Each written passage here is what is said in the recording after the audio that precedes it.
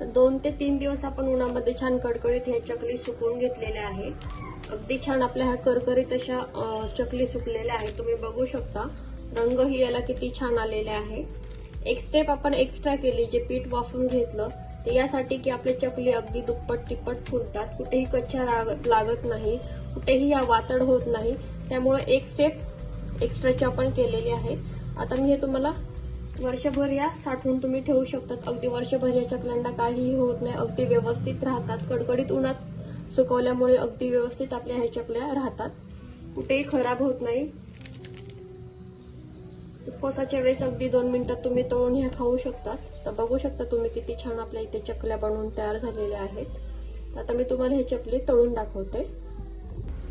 तर चकली तळण्यासाठी तेल छान गरम करून घेतलेलं आहे। आता मी तुम्हाला चकली तळून दाखवते तेलामध्ये। अगदी छान ही आपली चकली तळून तयार होते। बघू शकता तेल फार गरमही नसावं आणि फार थंडही नसावं, अगदी मीडियम असं तेल पाहिजे आपल्याला। बघू शकता तुम्ही तेलात टाकल्या अगदी ही फुलते लगेच।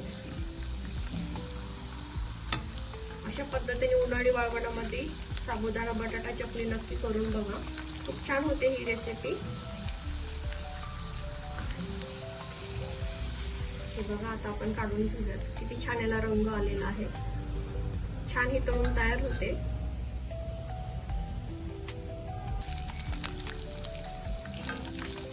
एक स्टेप एक्स्ट्रा करावी लागते, पण आपली चकली अगदी छान अशी बनवून तयार होते।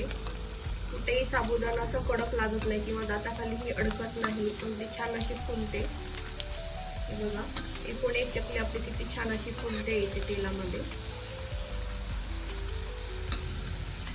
पीठ वाफवूनच घ्यायचं आहे थोडंसं, इतर वेळेस आपण वाफवून घेत नाही, पण पीठ वाफवल्यामुळे चकली अगदी छान होते। हे बघा अशा पद्धतीने